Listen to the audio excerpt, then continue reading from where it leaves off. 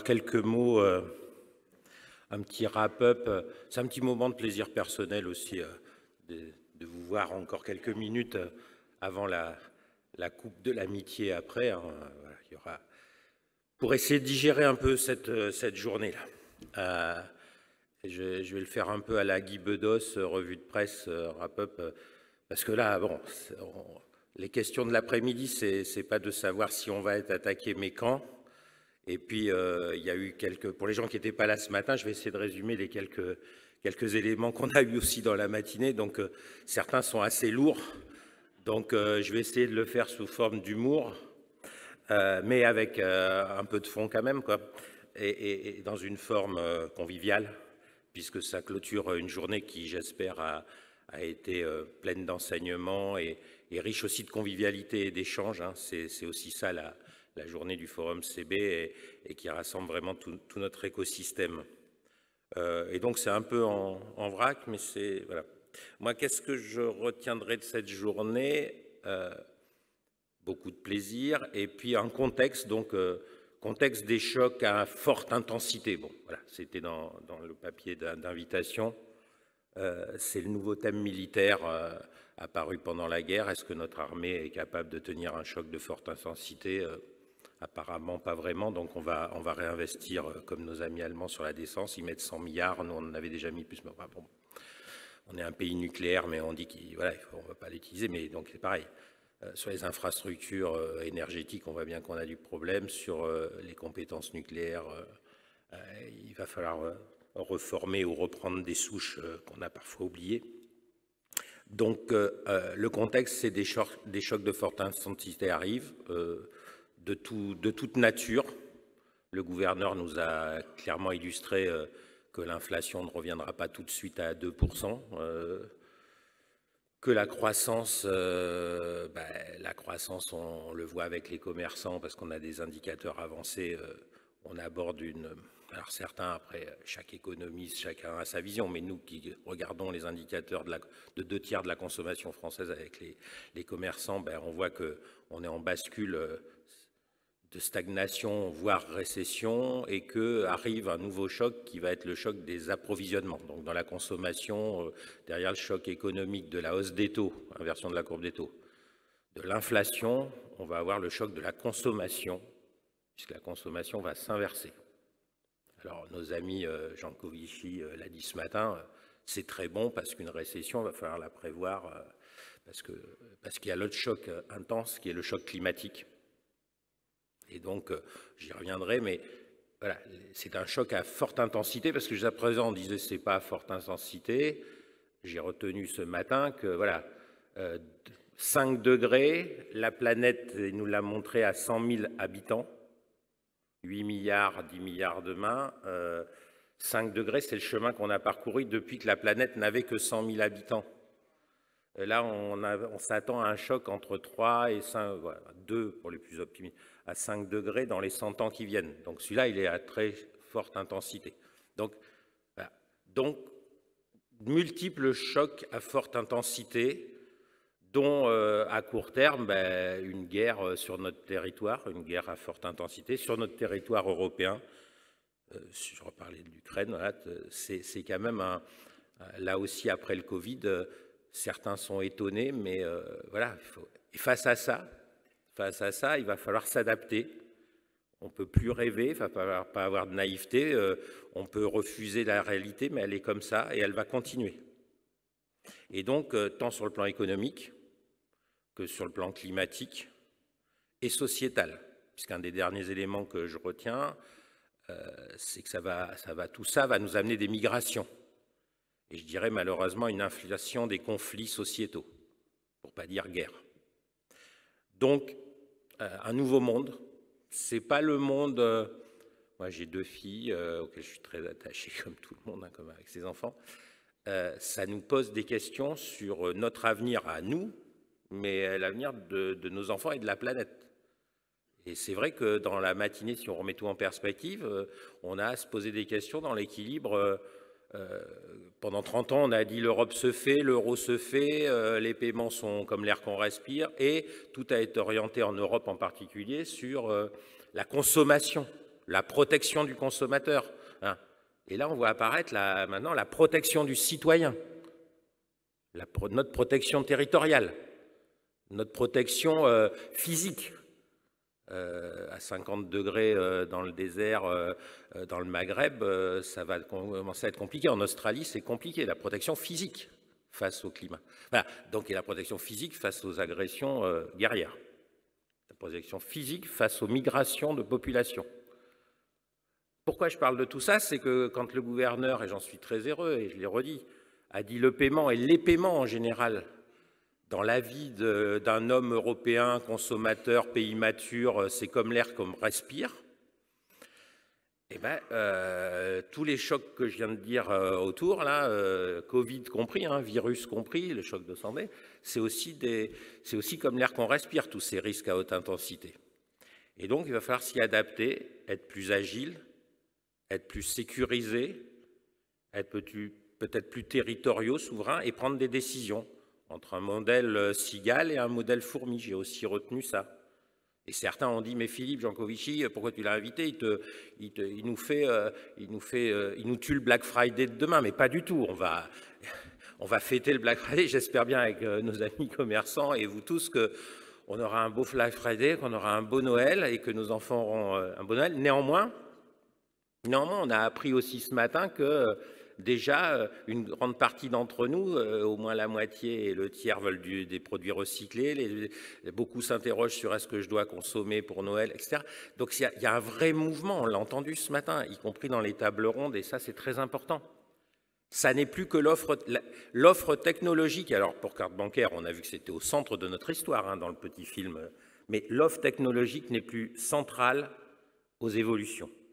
Elle doit s'imprégner d'une responsabilité sociétale qui s'incarne aujourd'hui dans les défis environnementaux et sociétaux qu'on a devant nous. Et ça, c'est vraiment un des enseignements, enfin, une petite brique hein, d'enseignement que j'aimerais qu'on puisse tous accumuler de cette journée, parce qu'on en reparlera.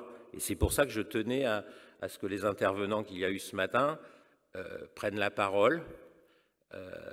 Un autre KPI cité ce matin pour ceux qui n'étaient pas là, un bébé qui naît aujourd'hui doit consommer 1/10 de moins, enfin 1/10 de ce qu'a consommer ses parents en CO2, sinon ça ne passe pas.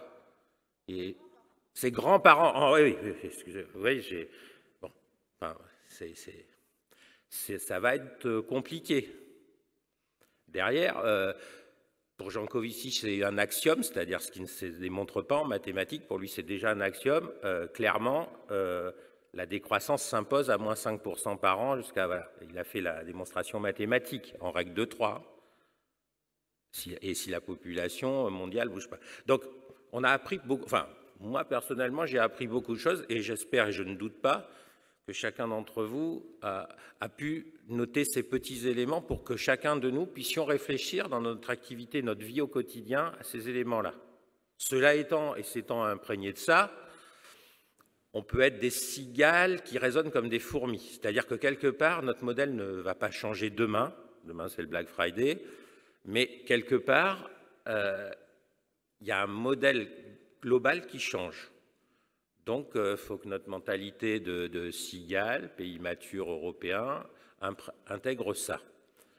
Ce qu'il faut qu'on intègre aussi, et c'est ce qu'on a vu cet après-midi, c'est que l'accélération digitale, et on l'a aussi vu ce matin, c'est le wrap-up digital, CB va accélérer sur le digital, on vient de le dire, y compris dans des diversifications non liées à la carte sur l'authentification et tout. Les banques vont accélérer, tout l'écosystème, le e-commerce et les industriels vont accélérer sur le digital. Il faut le faire dans la sécurité, dans la prise de conscience que le digital, il doit être responsable aussi. Parce que ça aussi, pendant le Covid, on a dit le monde d'après, il sera tout digital, et puis on sera tous des écolos super, et on sera tous RSE. Je crois que Guillaume Pitron, qui concourt demain pour le prix Albert Londres, et voilà, j'ai une petite pensée pour lui sur son livre. Et bon, il est déjà finaliste, ce qui est brillant. Vous a aussi sensibilisé au fait que le numérique, ça pose aussi des questions de responsabilité environnementale. Et puis, où sont les data centers? Vous avez vu toutes nos données là-bas. Ça recoupe les débats de cet après-midi. Il y a une vraie logique, quand même, c'est dans le programme. on y a réfléchi. Et donc, on va aller vers la tokenisation, on va aller vers le digital, on va accélérer, carte bancaire va accélérer.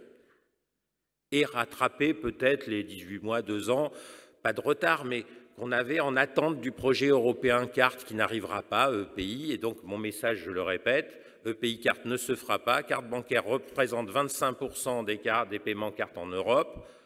On a entendu le gouverneur, on a entendu M. Barrot, notre ministre, dire qu'il soutenait cette politique et la politique nationale des paiements. On rassemble dans le CNMP le scriptural et le fiduciaire et on se relance.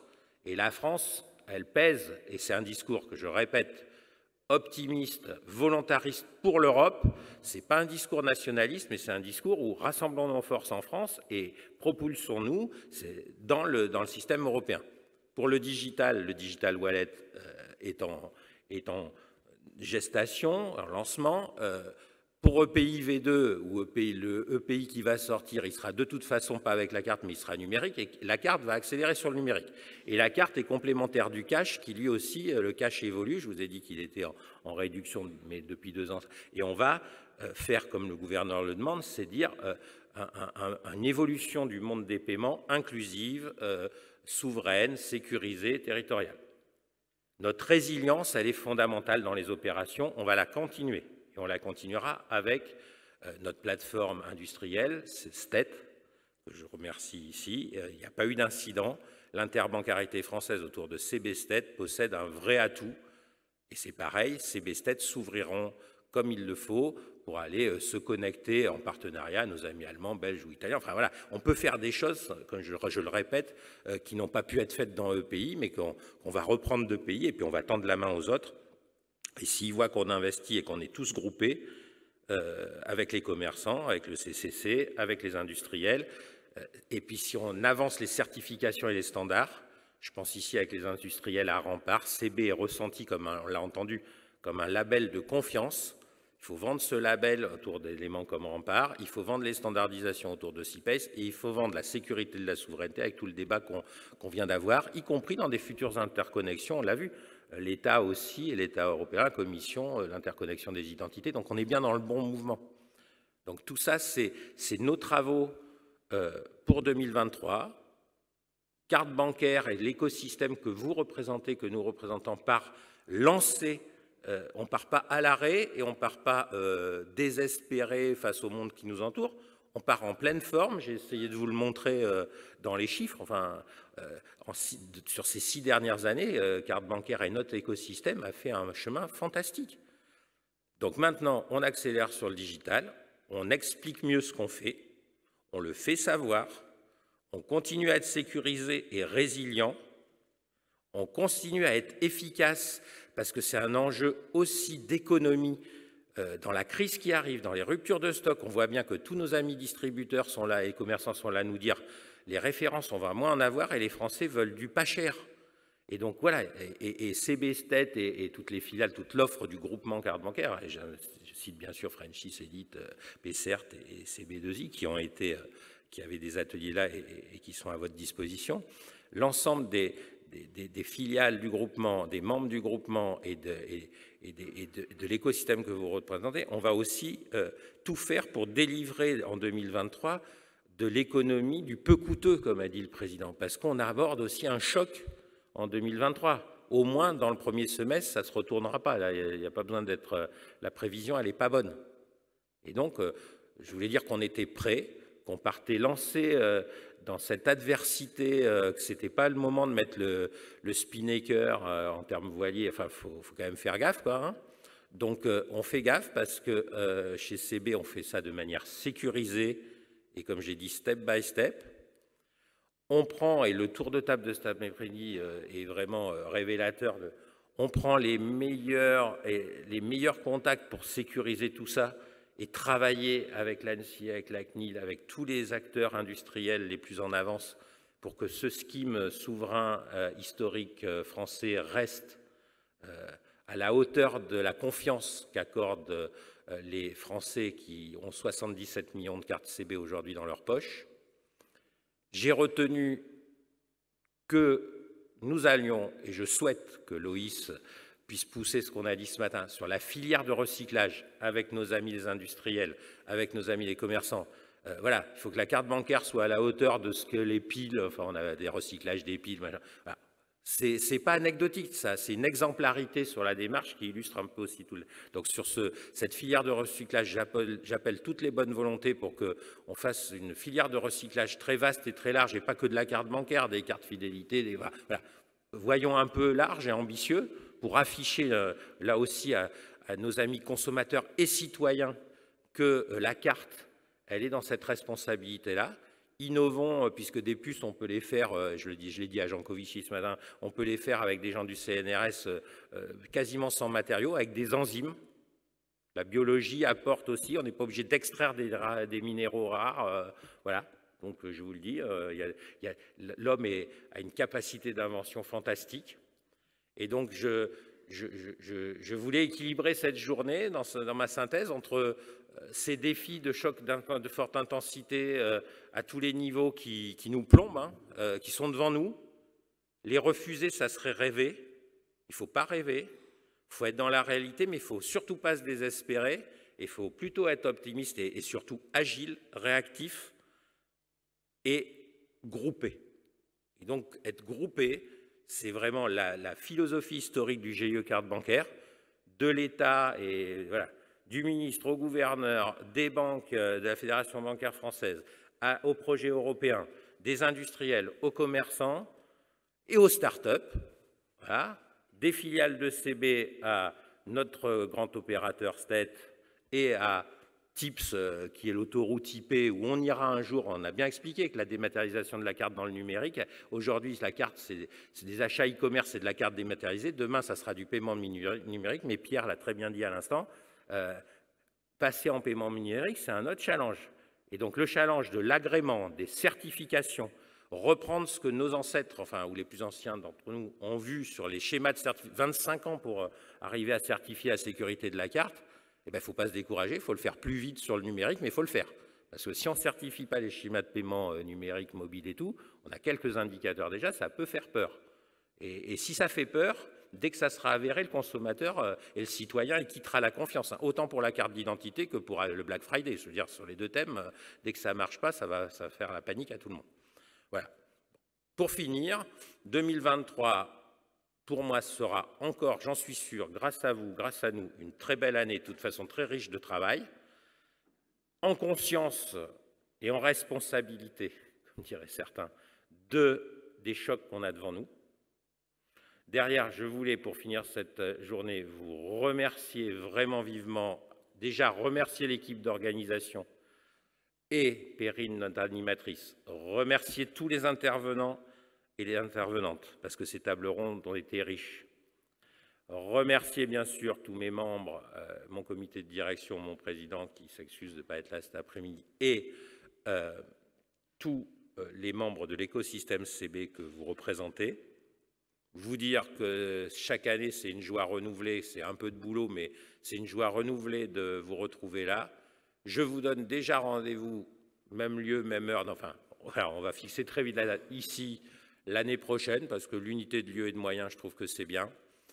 Et puis, on fera le point à la fois sur les défis qu'on a abordés ce matin, et puis sur, comme le gouverneur nous a dit, prévoir à 1 ou 2 ans ce qui va se passer, vaut mieux s'y adapter que de le vouloir passer trop de temps à le prévoir ou le modéliser. Et les modélisations, ce matin, on les a eues. Les grands chiffres sont là, vous les avez dans la tête. Donc maintenant, soyons tous agiles, soyons tous réactifs et surtout collaborons au beau sens du terme, interagissons, construisons ensemble. C'est toute la philosophie, toute l'histoire de carte bancaire que je suis fier, avec toutes les équipes CB, de représenter aujourd'hui et qui sont à votre service, je le répète. Et donc, bonne soirée, bonne année, bon Black Friday et merci à toutes et tous. À l'année prochaine.